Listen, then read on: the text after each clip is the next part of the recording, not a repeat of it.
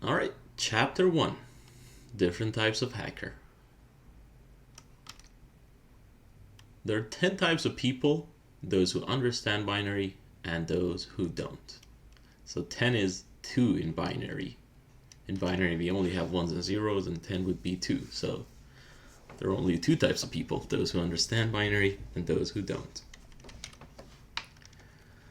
We start with user hackers. These are the people who exploit people. They don't exploit systems. They get things done, and these are completely different from other breeds of hackers that we're going to talk about, which are the technical hackers. User hackers can be good at social engineering. This is a thing that they do. They manipulate people, they communicate well, they persuade others to do things and give them access to systems. For example, a user hacker would call the IT department to reset the password of a given machine and then get access to that machine using the password, even though he doesn't even work in that company. Or he impersonates an authority, such as the CIO, to send email to employees asking them to do stuff. Or seduces a person. That's also some social engineering skill. You've seen that in James Bond's movies. The women that go and steal information from James Bond.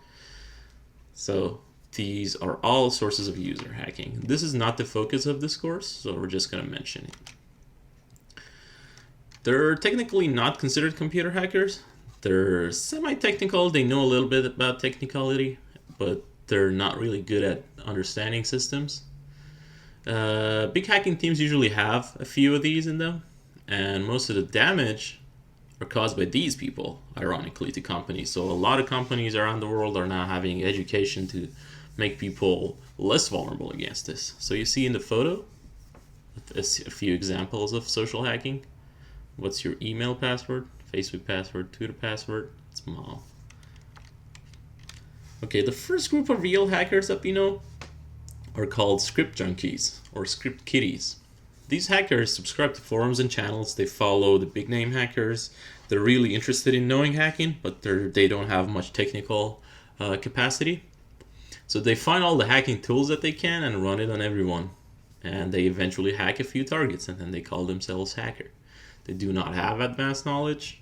All they know is from practicing these tools and hanging around with people who want to be hackers. And these are the people that boast themselves as hacker all of the time. So if you see someone telling you, I'll hack you if you don't date me, they're script junkies. If they were serious hackers, they would never say that, because then they would end up in jail. So as you see in the photo, knows how to open CMD, tells everyone he's an hacker.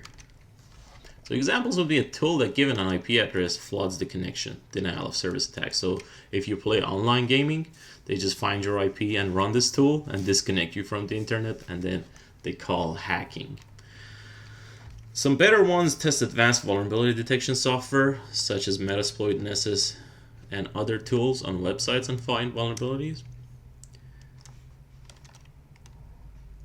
And they usually make claims that they can't deliver on. So for example, they will say, I will destroy your computer in 5 minutes, just to scare you off. But all they can do is tell you your IP address.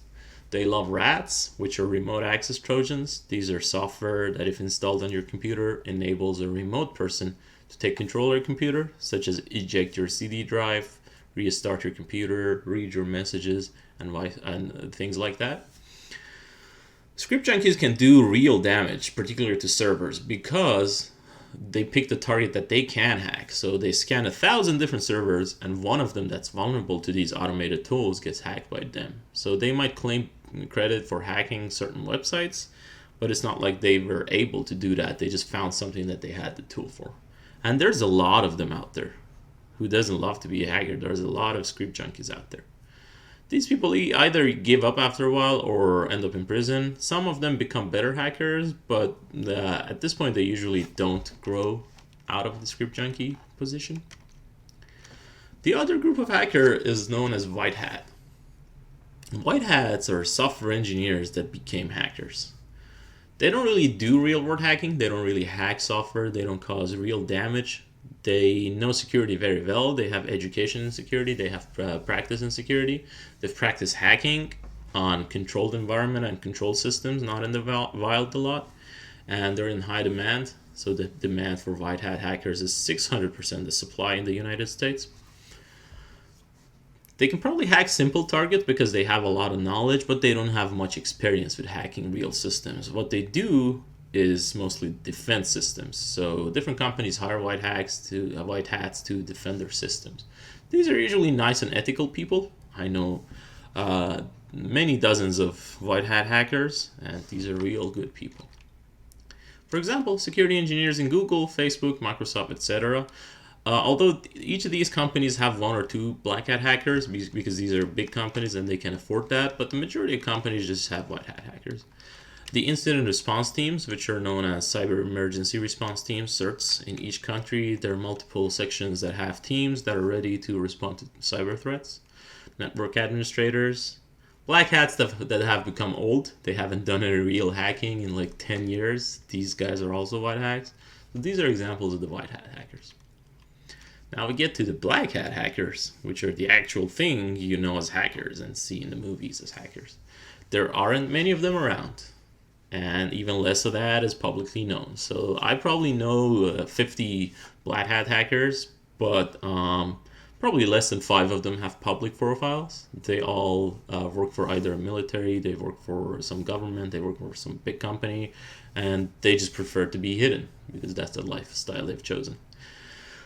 What they do is that they find zero-day exploits. Zero-day exploits are tools that are not known yet. So they're 0 days. Nobody knows about them yet, and they can hack any system that they target. So no antivirus software, no scanner can detect them.